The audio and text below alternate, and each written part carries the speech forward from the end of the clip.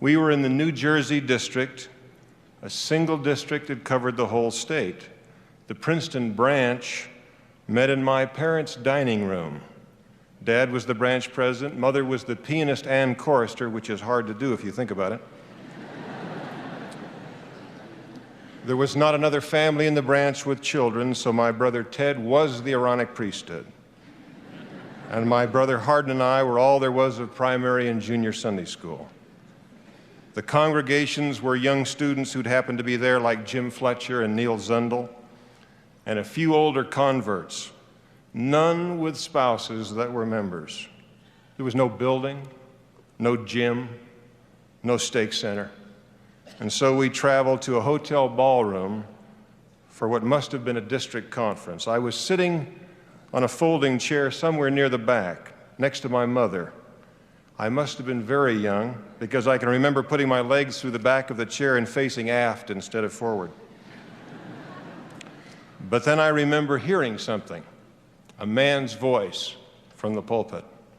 I turned around and looked. I still remember that the speaker was at a rostrum set on wooden risers.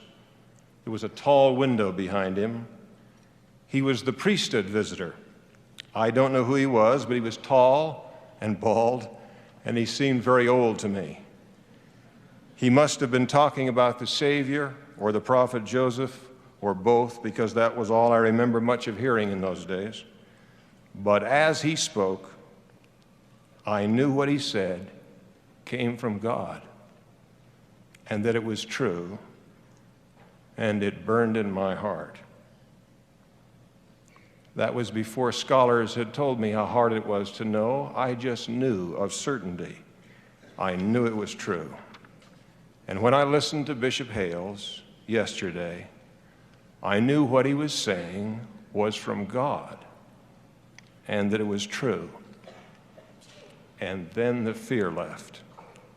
You can have that same confidence, not of yourself, but from God. He lives, and he communicates with his children. This is the church of Jesus Christ, and he leads it.